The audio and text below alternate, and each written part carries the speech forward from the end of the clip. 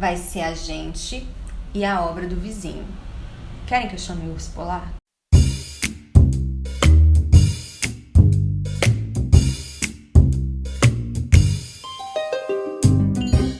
Gente, voltamos com o nosso passeio pela teoria da narrativa. Nosso interminável passeio, no bom sentido, claro. Mas eu decidi fazer uma coisa diferente. Em vez de trazer a teoria com alguns exemplos rápidos, vamos fazer um estudo de caso. Vamos escolher uma obra e aplicar essa teoria para analisar. E vamos começar com a série The Terror da AMC e, consequentemente, com o livro da qual ela veio, O Terror do Dan Simmons. Talvez vocês lembrem que esse livro ficou encalhado na minha estante por uns 2 anos. Aí eu vi a série, amei, peguei o livro, odiei, passei pra frente. Hoje eu só tenho ele no Kindle, tá? Mas vamos começar do princípio. Do que se trata o terror, tanto série quanto o livro? O terror é uma obra que foi feita para preencher lacunas, de forma ficcional, é claro, a gente espera, sobre o que teria acontecido com essa grande cilada polar que foi a chamada Expedição Perdida de Franklin. Eu falei rapidamente sobre ela no vídeo sobre a incrível viagem de Shackleton. Em 1846, Sir John Franklin saiu da Inglaterra com seus 2 navios de nomes tenebrosos, Terror e Erebus, e a bênção do almirantado para encontrar a cobiçadíssima Passagem Noroeste. Ela é uma espécie de atalho para ligar a Europa ao Oceano Pacífico e facilitar o comércio com a Índia e com a China, sem você ter que dar aquela volta toda lá dos Lusíadas, pelo Cabo das Tormentas, Cabo da Boa Esperança. Não, você iria por cima pelo Ártico. O negócio é que o mar ali em cima, no Ártico, ele é extremamente traiçoeiro, porque por mais que você estude, tente prever o comportamento do gelo, não dá, né? 2 anos e nenhuma notícia depois, expedições de buscas foram enviadas e encontraram 0 navio e 0 pessoa. Hoje a gente já sabe muita coisa do que aconteceu, mas ainda tem uns mistérios que persistem. O terror pega essa história, que é intrigante por si só, e além dos perrengues básicos, como frio, fome e escorbuto, inclui um elemento sobrenatural. Eles começam a ser perseguidos por essa espécie de ser ancestral Lovecraftiano que vai eliminando um por um. Lendo o livro, depois de ver a série, eu não conseguia entender como que 2 obras com a mesma história, mesmos personagens, porque não tem grandes mudanças, como que elas conseguiram me levar a experiências catárticas tão diferentes. E ainda fazendo o inesperado, que a série, a adaptação, ser melhor que o livro. Claro que o livro tem alguns aspectos que eu poderia chamar de problemáticos, não gosto de usar essa palavra porque eu acho que ela já ficou muito banalizada, mas eu não tenho outra melhor agora. Mas não é só isso. E aí a resposta que eu encontrei para essa minha inquietação foi os personagens. O triunfo da série se dá pela forma com que os personagens foram tratados. Antes da gente começar a nossa análise aqui, um aviso rápido, um disclaimer. Hoje, nos estudos intersemióticos, que é onde se encaixa os estudos de adaptação, falar de fidelidade já tá demodé. A gente entende que texto base, obra de partida e obra adaptada são ambas originais em seus próprios aspectos. O que a gente faz é comparar aonde as coisas coincidem, aonde elas divergem e o que isso tem a dizer a respeito da obra em si, do público, a mensagem que passa, etc, etc, etc. Então, em momento algum, eu vou me basear em questões de fidelidade aqui, ok? Não querendo cair na armadilha de separar as coisas em 2 categorias, mas já caindo, é possível dividir os tipos de narrativa em narrativas que são plot-driven ou narrativas que são character-driven. Eu fiz uma enquete lá no Instagram perguntando se vocês conheciam essas nomenclaturas e a resposta foi que eu tava inventando esses nomes. Não, eu não tô. Essas expressões existem, tá? Uma narrativa plot-driven, ao pé da letra, seria aquela que é guiada pelo enredo. Eu prefiro chamar de guiada pela ação, subentende-se, do enredo. E as histórias que são character-driven são aquelas que são guiadas pelos personagens. Um exemplo de história guiada pela ação. O primeiro, Vingadores, porque eu não vi os 2 últimos e eu finjo amnésia pra falar da Era de Ultron. Os personagens, eles vão se desenvolver realmente nos seus respectivos filmes solo. Nos Vingadores, o que interessa ali é a invasão do Loki com seus ETzinhos dourados. Eles vão destruir Nova York. Como sabemos, se Nova York é destruída, apocalipse. Fonte, todos os filmes de fim de mundo dos anos 90. Já uma história que é guiada pelos personagens, eles são o foco. Interessam menos as circunstâncias e mais como eles vão reagir a elas. Às vezes, são histórias que se passam inteiramente na cabeça dos personagens, que na literatura a gente chama de fluxo de consciência. Já comentei sobre isso em algum dos vídeos passados. O terror não é exatamente assim. A história não se passa inteiramente na cabeça dos personagens enquanto eles ficam lá sentados esperando resgate, sei lá. Mas de qualquer forma é um enredo bastante simples. Frio, fome, bicho, gente doida. O livro tem mais de 700 páginas porque o autor tenta passar a luta interna dos personagens e cada capítulo é do ponto de vista de um deles. Se ele consegue mostrar essa complexidade, aí já são outros 500. Spoiler, ele não consegue. Ele nos dá personagens falsamente complexos. São personagens tipo ou personagens modelo, que é diferente de arquétipo. O arquétipo é aquele personagem que tem uma função maior do que tudo. Assim, é o herói, é o vilão, é o duplo. Já o personagem tipo, ele é o personagem ali do dia a dia, o clichê do dia a dia. Existe uma diferença entre falar que o Aragorn, do Senhor dos Anéis, é um mocinho e é um herói messiânico. E que personagens tipos são esses que a gente tem aqui? É o capitão, velho lobo do mar, cínico e alcoólatra. É o jovem imprudente, mas com boas intenções. É o vilão estereotipado que já cruzou todos os limites. E aí o autor, infelizmente, gente, porque esse livro tinha tudo pra ser um espetáculo, ele não dá espaço para os personagens respirarem. Eles não se desenvolvem no decorrer da narrativa, então eles não saem do lugar e ficam ali presos nas figurinhas carimbadas que eles são. E isso é complicado quando a sua história é guiada pelos personagens, quando ela depende deles. E aí onde que a adaptação foi bem sucedida? The Terror, a série, conseguiu criar arcos narrativos para todos os personagens relativamente proeminentes. Mesmo aqueles que têm, sei lá, 5 minutos de tela ao todo em 10 episódios. E aí, com toda essa tragédia de pano de fundo, você se sente investido emocionalmente. Os produtores, o David Cajganit. Eu pesquisei como falava o nome dele, mas eu tenho certeza que eu não consegui. Ele e a Soo Ryu, que também assinam alguns dos roteiros dos episódios, falaram que começaram a pensar na adaptação do livro do Dan Simmons pelos arcos narrativos de cada personagem. É possível se fazer o seguinte exercício assistindo essa série. Escolhe um personagem e assiste todos os episódios, talvez não todos, porque pode ser que ele morra no começo, mas assista os episódios em que ele está, focando nele. Você vai ter uma história completa. E de forma satisfatória. Ele evolui. E aí a gente consegue uma gama variada de personagens fugindo da maquete de bolo do livro. Interessantes por fora, vazios por dentro. Mas vamos para alguns exemplos concretos. Claro que eu não vou conseguir falar de todos os personagens, então vocês que fizeram o dever de casa e assistiram a série, deem os exemplos, façam as análises de vocês para complementar aí nos comentários. Vamos começar pelo Capitão Cruiser. Ele continua o típico velho lobo do mar, cínico, pessimista, bebe rum como se fosse vitamina C para espantar o escorbuto. Mas aí tem uma diferença pequena, mas que muda tudo. Ele para de beber não por um motivo circunstancial como no livro, que o rum acaba. Ele escolhe. Ele toma a decisão de parar de beber para poder se tornar o capitão que aqueles homens precisavam que ele fosse. Isso, meus amores, se chama desenvolvimento de personagem e a gente gosta. Já o Capitão Fitzjames, ele começa muito pomposo. Eu sou o homem mais bonito da Marinha de Sua Majestade. Sou um herói nacional. L'Oréal Paris.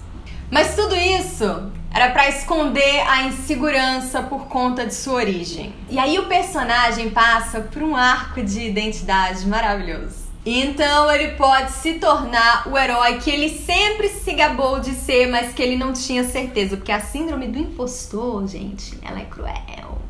E reparem como os efeitos físicos do cansaço e da doença são mais marcantes nele, porque ele era um personagem bastante ancorado na aparência física.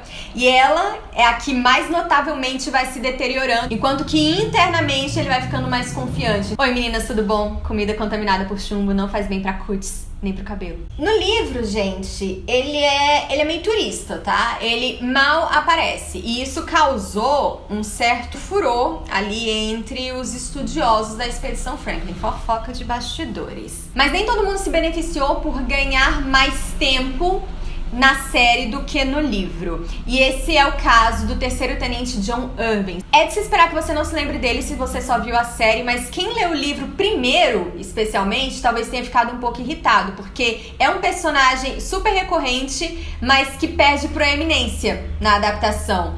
Mas, a meu ver, ele ficou mais complexo, mesmo com pouco tempo de tela. John Irving é a quem eu chamava carinhosamente de Millennial nos meus comentários lá no Instagram, porque ele é a típica imagem que as outras gerações têm dos millennials. É um jovem que tá meio perdido na vida. E aí ele se mexe em umas situações que ele não precisava. A série buscou ser mais fiel à sua contraparte histórica. O verdadeiro tenente John Irving era um homem bastante religioso e que buscava fazer sempre o que fosse mais correto. E isso, em The Terror, coloca ele num dilema, porque ele vê algo que ele não deveria ter visto e, como oficial, ele deveria reportar isso para os superiores, mas ele prefere cuidar disso sozinho, o que não dá certo. E leva a uma série de desconfianças e traições e dá ruim, dá muito ruim. É inclusive dito por um dos personagens, aquele personagem, que John Irving era uma pessoa que tinha tudo muito ordenado na cabeça dele, o mundo natural e o mundo sobrenatural, e de repente isso tinha virado de cabeça pra baixo. E ele ficou, o que tá acontecendo? Tanto que todas as interações dele com os outros personagens, e ele tem uma tendência a ser bem ríspido com as palavras, parece que ele tá falando, tá afirmando as coisas mais pra ele mesmo do que pros outros.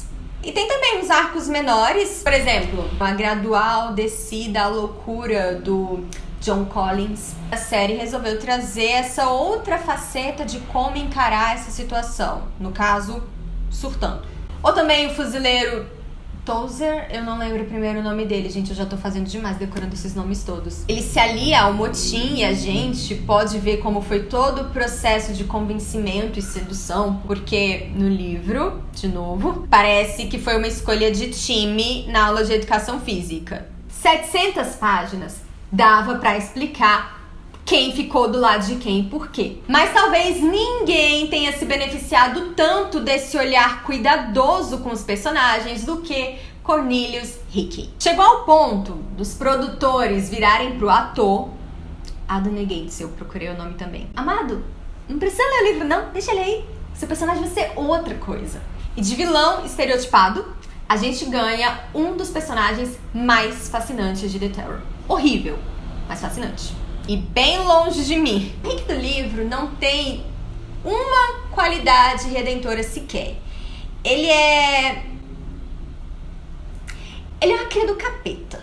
Ele entrou pra lista dos personagens que me dão gastrite. Sabe quem mais tá nessa lista? Ramsay Bolton. Ele se merece, inclusive. Só que diferente do Ramsay, que ainda tem lá umas desculpa freudiana esfarrapada, o Rick só é mau. E ele é mau desde o princípio, não tem suspense nenhum quanto a isso. E essa é uma estrutura que foi modificada na série, porque ele começa parecendo um cara bacana, espirituoso. Só depois que a gente vai percebendo que tem alguma coisa errada que não está certa. Mas quando a gente tem certeza, já tá tarde demais. E ainda fica aquela pergunta, ele foi sempre assim? Fica implícito que ele não teve uma vida fácil. Mas ele vai piorando à medida que as circunstâncias vão piorando. O motim foi uma genuína preocupação de que eles não iriam conseguir sobreviver ou foi uma desculpa para ganhar poder no meio do nada? E eu aproveito para trazer o resultado de outra enquete que eu fiz lá no Instagram, quando eu perguntei qual era o grau de liberdade com personalidades históricas que vocês aceitavam. A grande maioria que veio conversar comigo disse que quando se trata de sátira, é ok, mas a sua obra tem o intuito de ser séria, de ser verossimilhante, calma lá, campeão. E isso é uma coisa que me irritou muito aqui. Porque a gente não sabe nada sobre quem foi a pessoa histórica Rick. E mesmo assim, o Dan Simmons se sentiu na liberdade de transformar alguém que até onde a gente saiba poderia ser um amor de pessoa num psicopata canibal. Quando perguntaram pra ele por que, dentre todas as pessoas da tripulação, ele escolheu essa especificamente, ele disse: o nome me parecia de alguém do mal. O único dado que a gente tem sobre essa pessoa é encontrar uma faca que no cabo tinha um nome Rick gravado. E isso...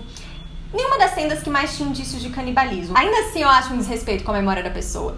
E a série soube contornar isso de uma forma muito sagaz, porque eles transformam aquela pessoa que a gente vê ali, aquele cara, no impostor. E os produtores também disseram que quando eles pensaram nos arcos dos personagens, cada um tem um momento em que percebe que não está numa história de aventura, e sim numa história de horror.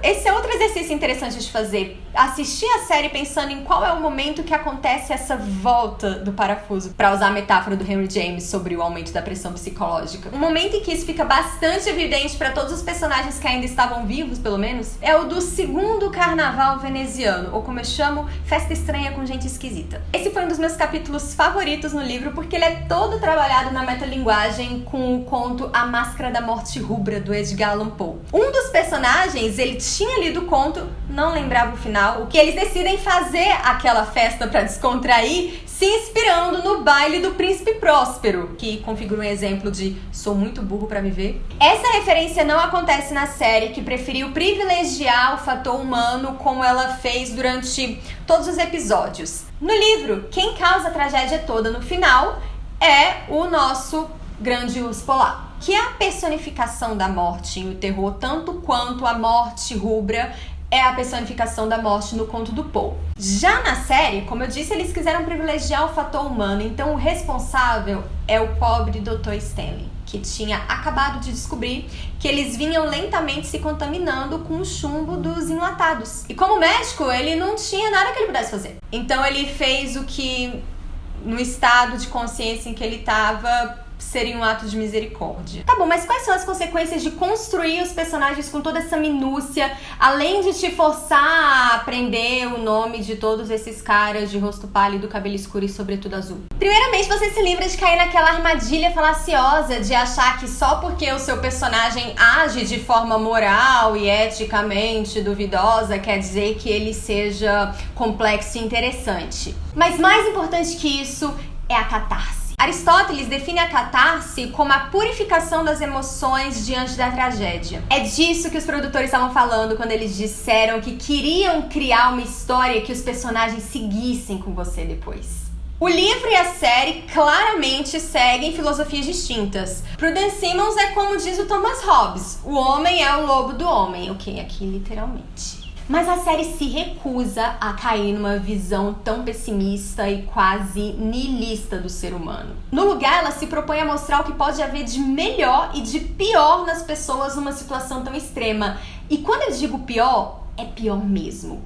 E apesar da nossa tendência a fixar no ruim em vez de fixar no bom, curiosamente, são os momentos de empatia que mais marcam. É o Jobson, o camareiro do capitão, cuidando do Crozier quando ele tá passando por aquele processo de desintoxicação. E aí lá na frente, ok, já era tarde demais, mas o Crozier, ele retribui o carinho. Ou o otimismo do Thomas Blank, que enfrentou não uma, mas 2 vezes o bicho lá. Aliás, vocês sabiam que aquele ali é o Professor Quirrell? A despedida dele e do Crozier é um negócio lindo. Eles tentam ser cavaleiros britânicos muito dignos de si, mas era a última vez que eles iam se ver, mas a amizade fala mais alto. Ou tudo, absolutamente tudo que envolve o anatomista, o Dr. Goodsir. Seja a preocupação que ele tem com a tripulação, a amizade que ele desenvolve com a Lei de Silêncio. Precisamos de mais histórias de amizade. Obrigada, The Terror. The Terror é uma série difícil de digerir. Ela é pesada, ela é sombria. Ela fica contigo muito tempo depois. Mas esses momentos humanizam o que poderia virar uma tragédia vazia se focasse só no monstrão. E se a sua história foi pensada para ser guiada pelos personagens, esse é o caminho. Eles devem parecer humanos em suas complexidades, em suas contradições, em seus sentimentos bons, em seus sentimentos ruins. Joinha, porque vocês não sabem o tanto que eu me esforcei para aprender esses nomes mesmo tendo lido o livro. Eu sou péssima. Eu queria chamar de o cara de Chernobyl, Júlio César, o cara que parece que o menino que estudou comigo na 7ª série. Tchau, tchau e até o próximo vídeo.